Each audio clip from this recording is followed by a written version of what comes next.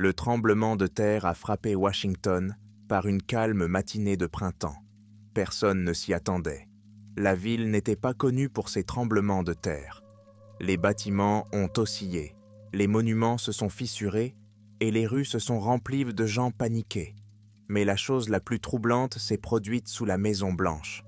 Alors que le président et son équipe ont été mis en sécurité, le personnel a découvert une fissure traversant le sous-sol, une fissure profonde et déchiquetée qui a révélé un ancien passage en pierre.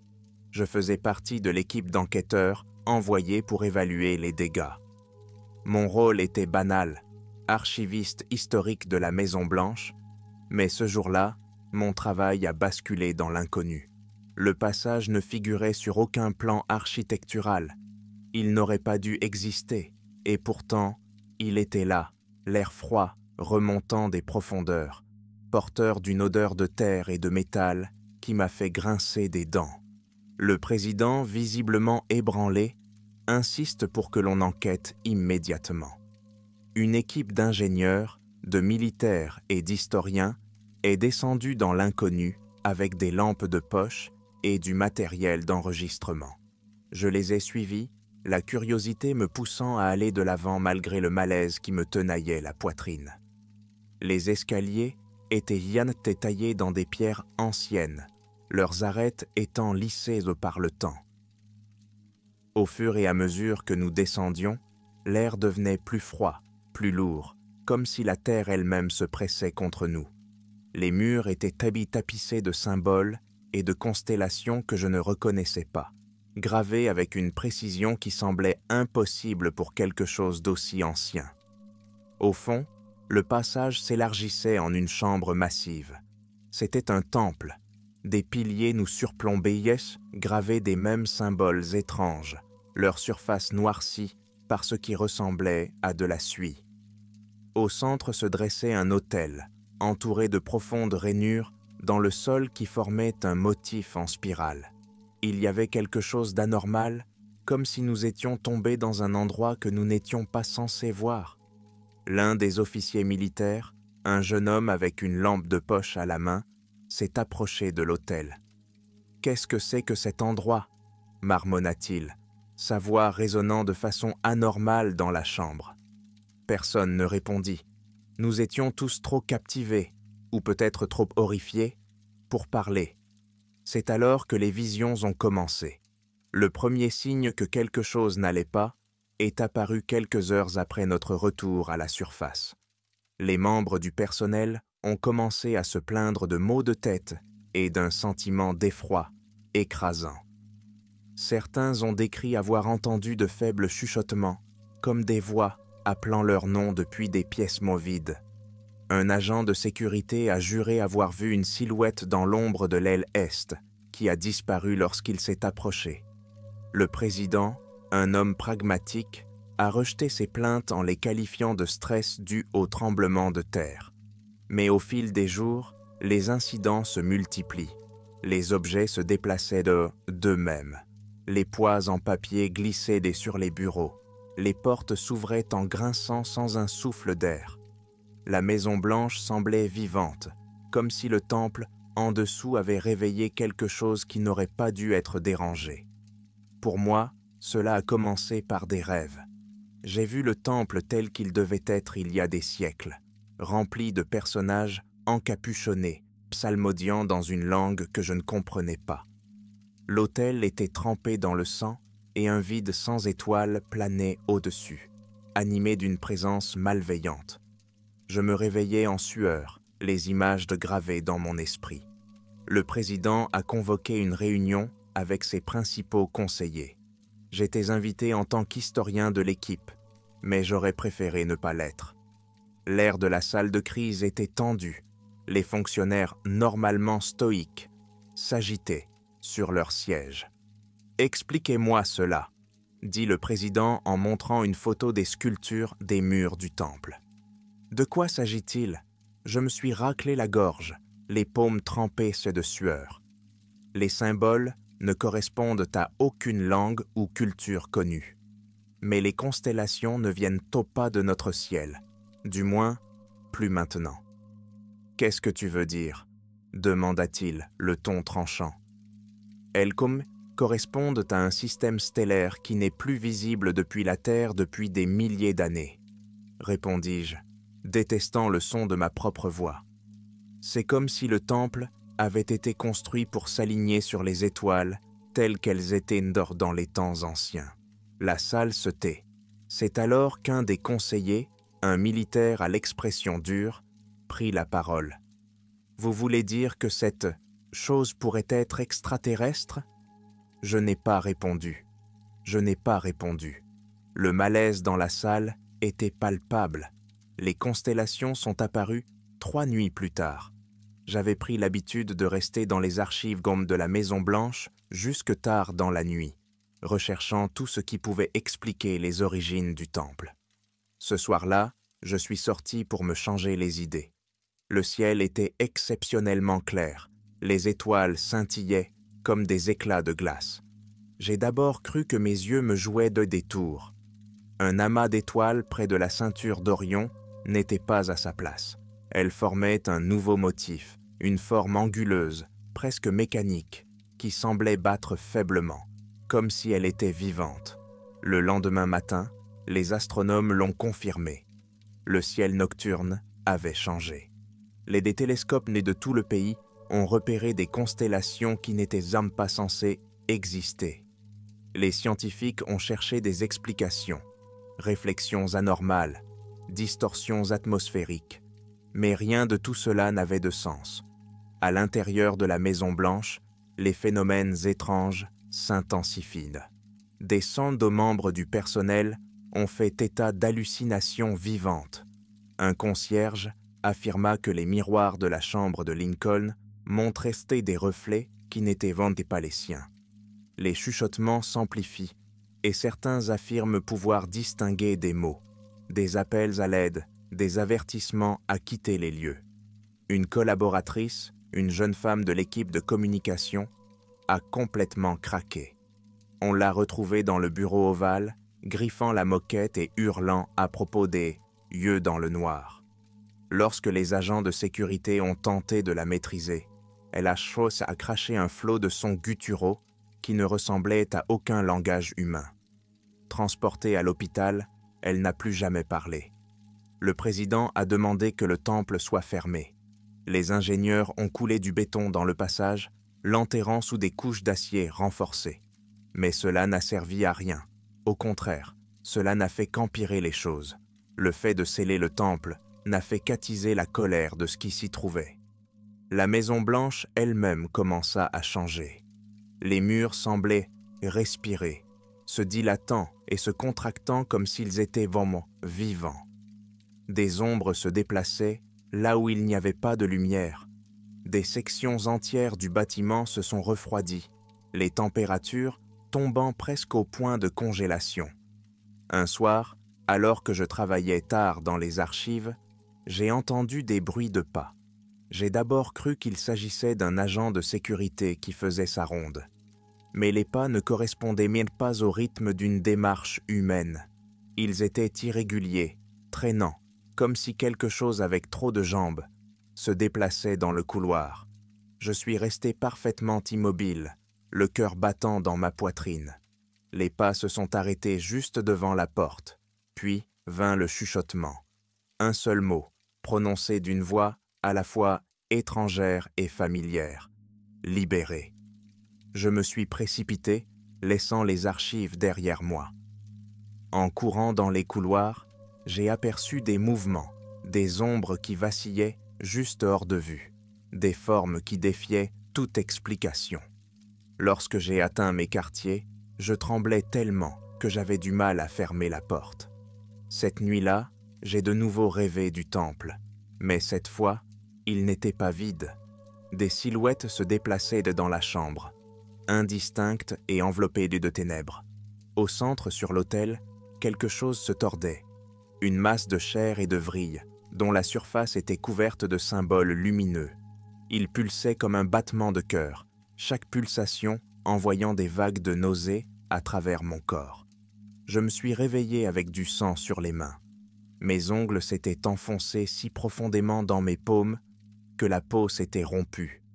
Le président a ordonné l'évacuation après la disparition d'un des conseillers principaux au cours d'une réunion. Un instant, il était là, discutant des stratégies de confinement. L'instant d'après, il avait disparu, ne laissant derrière lui que sa chaise et une légère odeur d'ozone. Les images de sécurité n'ont rien montré. C'est comme s'il avait cessé d'exister. Le reste du personnel a été transféré dans des installations sécurisées, mais une équipe restreinte est restée sur place pour surveiller la situation. J'étais l'un d'entre eux, incapable de partir parce que je ne pouvais pas me débarrasser du sentiment que les secrets du temple devaient être compris.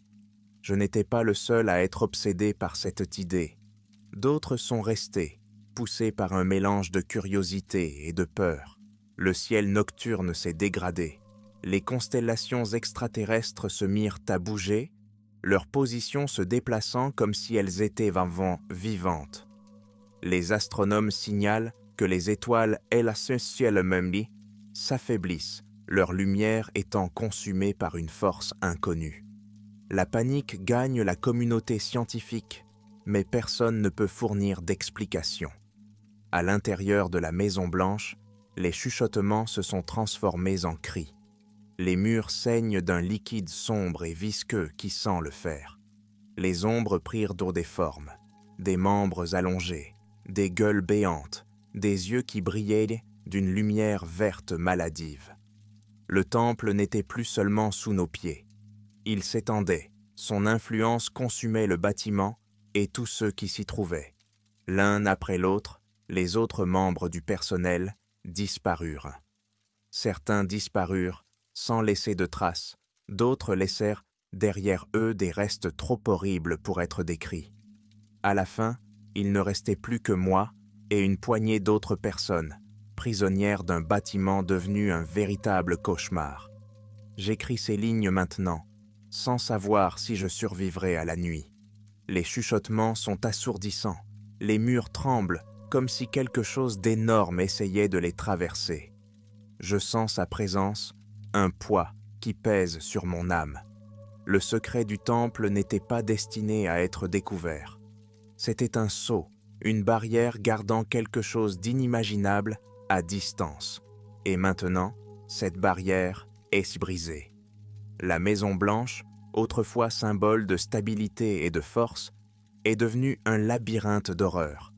Les murs, autrefois immaculés et solides, semblaient se tordre de mouvements organiques. Ce qui était autrefois familier, les peintures des anciens présidents, les bureaux résolus, les meubles royaux, semblaient étrangers et viciés, comme s'ils avaient donc été corrompus par la présence du temple. Le sentiment d'être observé était écrasant. Où que j'aille, je sentais des yeux invisibles me transpercer le dos. Les quelques personnes qui restaient s'étaient regroupées dans la salle de crise, qui semblait un peu plus sûre grâce à ses murs épais et renforcés. Nous étions 4, moi-même, un jeune officier militaire nommé Carter, un historien de la Maison Blanche nommé Dr. Lorne et l'une des principales assistantes du président, Hélène. Les autres avaient soit disparu, soit succombé à l'influence du temple. Un agent de sécurité s'est suicidé, ses derniers mots étant inscrits sur le mur avec son propre sang. Il est réveillé. Carter a essayé de nous maintenir concentrés sur la survie. Il avait barricadé les portes avec tout ce qu'il avait pu trouver et gardait une arme sur lui en permanence, même si nous savions tous que les balles n'arrêteront pas ce qui était en train de se passer. Nous devons garder la tête froide, répétait-il, même si ses mains tremblantes trahissaient sa propre peur. Hélène était une épave. Alice était assise dans un coin, se balançant d'avant en arrière, serrant un chapelet dans ses mains. Ses prières, autrefois douces et chuchotées, s'étaient transformées en supplications désespérées. « C'est le jugement », répétait-elle sans cesse. « Nous n'étions pas censés le voir. Nous avons ouvert la porte, et maintenant il est là. » Le docteur Lorne, quant à lui, semblait presque hypnotisé. Il s'était mis à étudier les étranges symboles qui avaient commencé à apparaître sur les murs, les esquissant dans un carnet avec une étrange détermination. « Ces marques, marmonna-t-il un soir, la voix plate et dépourvue d'émotion, ne sont pas des avertissements, mais des instructions. Ce sont des instructions. » Je ne savais pas ce qui m'effrayait le plus, la terreur imminente de ce qui se trouvait sous nos pieds, ou la folie grandissante des gens autour de moi. Après 3 nuits passées dans la salle de crise, nous savions que nous ne pouvions pas rester. L'air était devenu lourd, presque irrespirable, et les lumières clignotaient sans cesse. Les chuchotements n'étaient plus confinés au mur. Ils semblaient émaner de l'intérieur, remplissant nos têtes de voix étrangères qui parlaient d'eau, d'étoiles et de vide, de sacrifices et de sauts. « Nous devons retourner sur nos pas, » dit soudain le docteur Lorne, rompant le silence. Il fit un geste en direction du passage scellé, ses yeux brillants d'une lumière étrange. « Les réponses sont là. Si nous ne les comprenons pas, nous mourrons tous. » Hélène leva les yeux de ses prières, le visage pâle et décharné. « Tu es folle, » siffla-t-elle. « Cet endroit est diabolique, c'est la mort. Y retourner, c'est se suicider. » Mais Carter nous a tous surpris. « Il a peut-être raison, » dit-il, la voix basse et hésitante. « Rester ici n'est pas une option. Quoi qu'il se passe, cela a commencé là-bas. C'est peut-être le seul moyen de l'arrêter.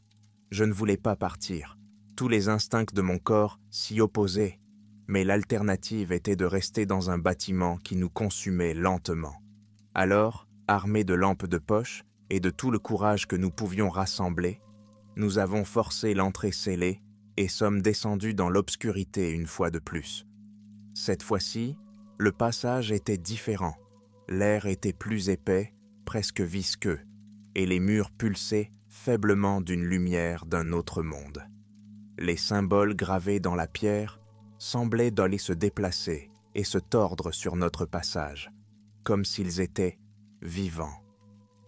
Lorsque nous atteignîmes la chambre du temple, je tremblais tellement que j'avais du mal à tenir ma lampe de poche. L'autel n'était plus vide. Quelque chose était assis dessus, une masse pulsante de chair et de vrille dont la surface était couverte de sigils lumineux. Elle palpitait rythmiquement, chaque pulsation provoquant une vague de nausée dans mon corps. Autour d'elle, les rainures du sol brillaient, faiblement, formant une spirale qui semblait s'étendre à l'infini. « C'est ça, » murmura le docteur Lorne en s'approchant. « C'est la source. » Hélène recula, ses mains couvrant sa bouche. « Nous devons partir, » dit-elle, la voix tremblante. « Nous devons partir maintenant. » Mais il était trop tard. Dès que nous sommes entrés dans la chambre, les chuchotements sont devenus de plus en plus assourdissants, se transformant en une cacophonie de cris et de rugissements. Les murs tremblaient et le sol sous nos pieds semblait se déformer, comme si la réalité elle-même s'effilochait. Je ne me souviens pas être tombé. À un moment, j'étais debout près de l'autel, essayant de garder l'équilibre alors que la chambre tremblait violemment. L'instant d'après, j'étais au sol, entouré de ténèbres. Ma lampe de poche s'était brisée, ne me laissant que la faible lueur maladive des symboles sur les murs. Je pouvais entendre Carter crier, sa voix lointaine et déformée. « Lève-toi! Bouge !» Mais je ne pouvais pas. Quelque chose me retenait. Un poids, non pas physique mais écrasant, qui pesait sur mon esprit. C'est alors que je l'ai vu. L'être qui émergeait de l'autel n'était pas de chair et de sang. C'était une manifestation de pure malveillance, une masse de lumière et d'ombre qui se tordait et qui défiait l'entendement. Sa forme changeait constamment, ses contours se brouillaient et se tordaient, et pourtant je pouvais sentir son regard, une présence ancienne et infinie qui me fixait au plus profond de mon être. Les chuchotements n'étaient plus des chuchotements. C'était une voix, singulière et écrasante, qui s'adressait directement à mon esprit. Elle n'utilisait aucun mot, aucune langue que je connaissais, mais j'en comprenais le sens. Le sceau est à briser, les étoiles vont se réveiller. J'ai essayé de crier, mais aucun son n'est sorti. Ma vision se brouillait, mes pensées s'effilochaient à mesure que la présence de l'entité me consumait. J'ai vu des images, des planètes consumées par le feu, des civilisations réduites en cendres, et un vide sans fin rempli d'innombrables yeux, tous observant, attendant. D'une manière ou d'une autre, je parvins à reculer, à m'éloigner de l'autel et de l'être. Ma main a frôlé quelque chose de froid et de métallique, l'arme abandonnée de Carter. Sans réfléchir, je l'ai saisie et j'ai tiré à l'aveuglette, le son des coups d'eau, de feu résonnant dans la chambre. L'entité a reculé, sa forme vacillant comme une flamme mourante. Pendant un bref instant, la pression s'est relâchée et j'ai pu respirer à nouveau. Carter m'a attrapé le bras, m'entraînant vers la sortie. Le docteur Lorne et Hélène étaient introuvables. Nous avons couru. Lorsque nous avons atteint la surface, la Maison Blanche était méconnaissable. Le bâtiment avait été entièrement consumé, ses murs recouverts des mêmes symboles pulsants que ceux qui tapissaient le temple. L'air était chargé de fumée et de cendres, et le ciel n'était plus qu'un amas de nuages sombres, percés par les constellations artificielles qui dominaient désormais les cieux. Carter et moi ne nous sommes de pas arrêtés. Nous avons fui dans les rues, rejoignant les foules paniquées qui tentaient de comprendre le chaos. Les chuchotements nous suivaient. Même ici, leur présence nous rappelant constamment ce que nous avions déclenché.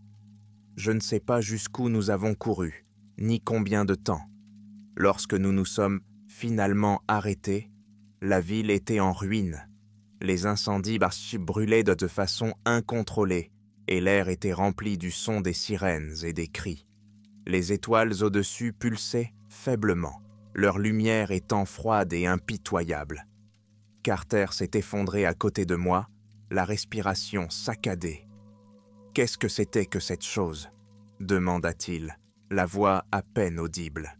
Je n'ai pas répondu, je ne pouvais pas, parce qu'au fond de moi, je connaissais déjà la vérité. Le temple n'était pas seulement un lieu, c'était une prison, un sceau conçu pour empêcher quelque chose de bien pire d'entrer dans notre monde. Et nous l'avions brisé. Maintenant, il était libre.